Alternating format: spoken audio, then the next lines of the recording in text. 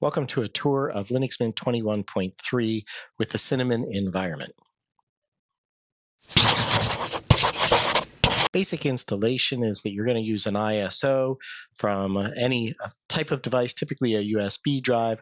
You're going to boot your computer from that USB drive and click the little icon that looks like a CD-ROM, and you're going to begin the installation process. And here, for me, this defaults to English, and you want to make sure you select to install your multimedia codecs. Now, I do have this video speeded up about 600%. Basically, it took me 15 minutes to install this onto a virtual drive. You're going to select your username and password and continue to click through this. Now, Linux Mint is going to walk you through a series of screens that shows you all the available things that you can do with Linux Mint and what you get for your basic installation. Such things as a basic Office suite, things to play Spotify. You can also install Steam. You can install a plethora of different software, much of which is installed from the get-go with the basic installation. Once you're finished, it's going to ask you to remove the installation media and to restart the computer.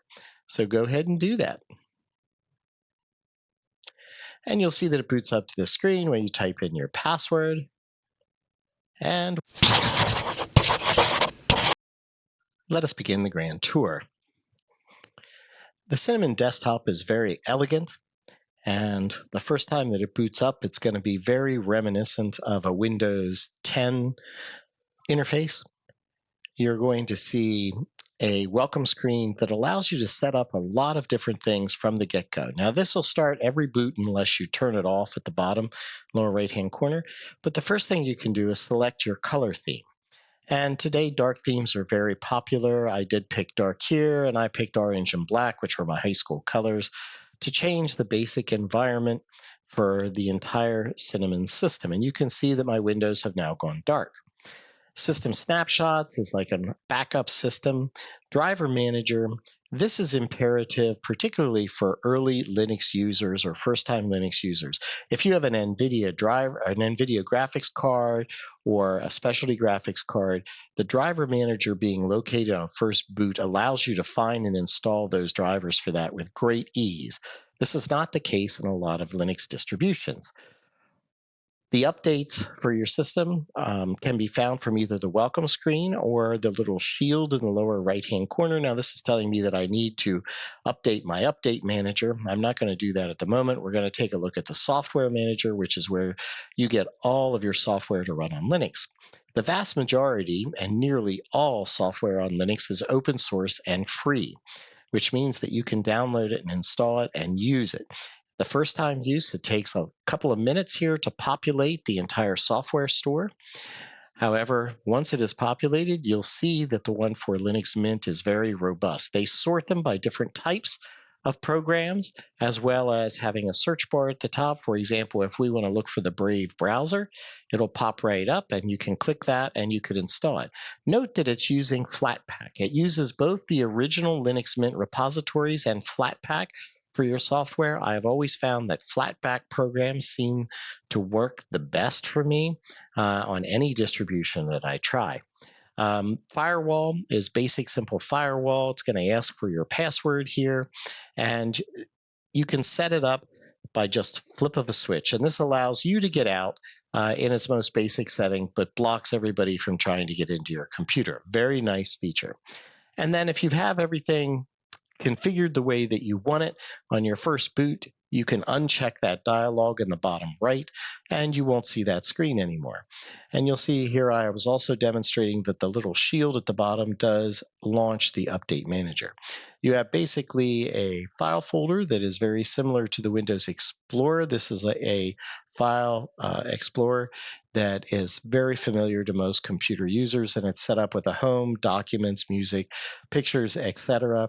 You can also look at other hard drives in your system or your network. It comes with default of Firefox as its browser. Launching it the first time will take a second or two, but you can see that it pops right up. It wants you to ask a few questions here about Firefox and its policies, but it's a very easy, stable browser to use. And they also provide a default link to the terminal.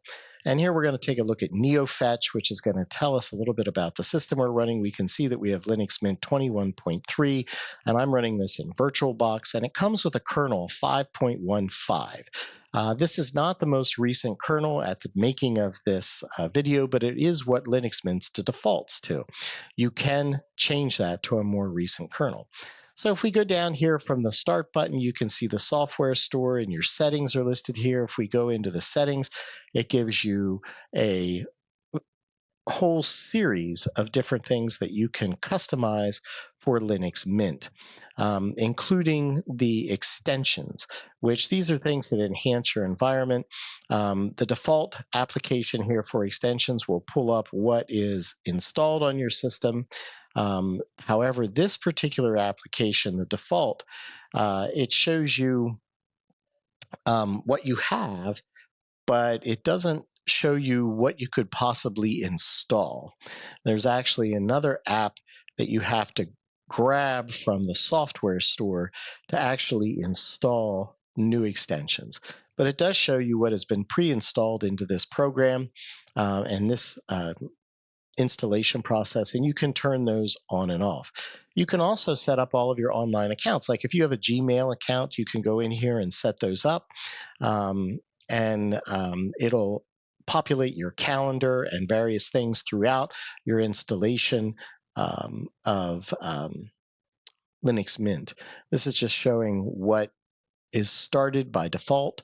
You can launch certain applications as soon as your version of Linux is launched. And again, a lot of the same features that we saw from the opening screen are found here in the Start menu. It is sorted by things like accessories, graphics, internet, and as you scroll down through, you can see all the different things, and this is just a basic default installation. I did not install any of these. These came with the basic installation. It shows that Thunderbird Mail and Firefox are your default internet and email programs. LibreOffice, including the database program, is there. Sound and video, a lot of things that you can act as the administrator on this system. That'll give you a lot of information, and you can also go in and customize it with a lot of your preferences. Now, this is different than the settings screen. You can upload a profile picture, and you can see my username is there. We're going to take a look at the different preferences that are here, and if you go to desklets, these are kind of like accessories that could be put on your desktop if you want a clock or the weather. You can install them to your desktop. There are also applets, which don't go on your desktop, but they go in your bars. So this is very similar to NeoFetch. We're looking at our system information. It's giving us much of the same information, but you can see that our display server was X11, which is the old windowing interface for Linux. Now, for me, that's very stable. But Linux Mint is now experimenting with Wayland. So if you log off, and you go to the login screen once again, you can select Wayland. Now, a lot of programs, a lot of distributions like Ubuntu and Fedora are already using Wayland 100%. The windowing aspect of it is supposed to be much faster and is supposed to give you more details. Now you can see that we are running Wayland in our system information here. And if we take a look at our windows again, now this is normal speed, you'll see that they are snapping a bit faster than the X11. And everybody in Linux is trying to move towards Wayland. Linux Mint lags a little bit there. They have given this, but consider it experimental. But you can see how fast NeoFetch launched there compared to when we were in X11. It does seem to be much quicker to me.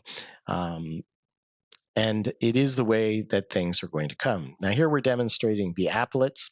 And for example, I like to use a daily wallpaper application that changes my wallpaper every day to give me beautiful scenes on my desktop. And this is actually run by Bing. And yes, I know Bing is a Microsoft product, and using it on Linux can be considered questionable, I guess. but they do make this applet that goes onto your desktop, and it runs flawlessly on Linux Mint's Cinnamon desktop. So here we find it. We're going to install it.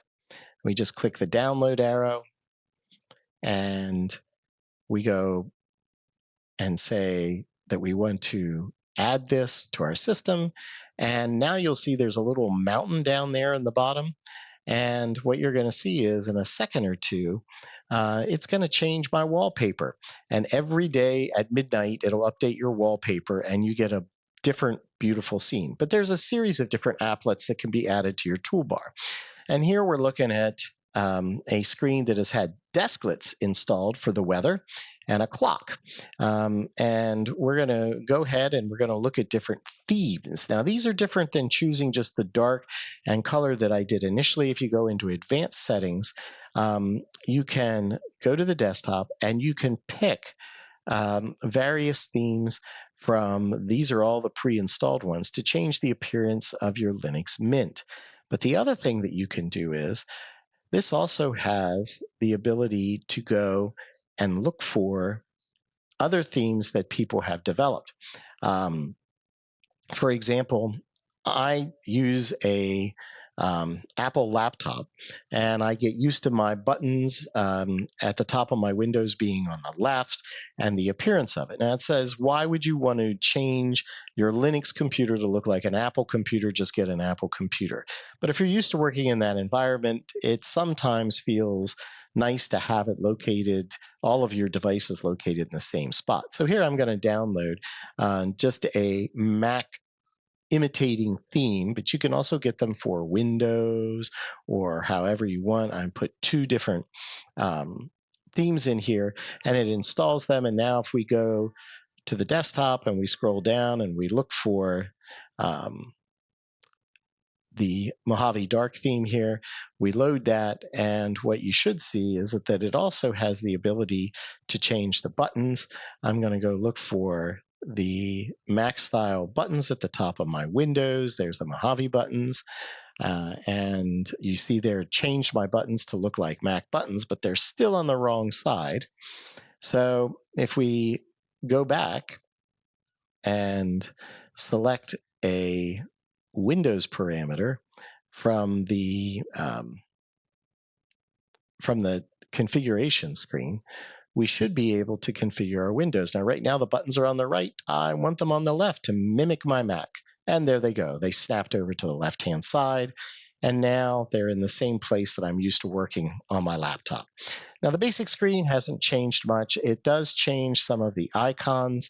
If you selected the Mojave screen, you can go in and download a full set of Mac icons if you want it to look like that, or Windows.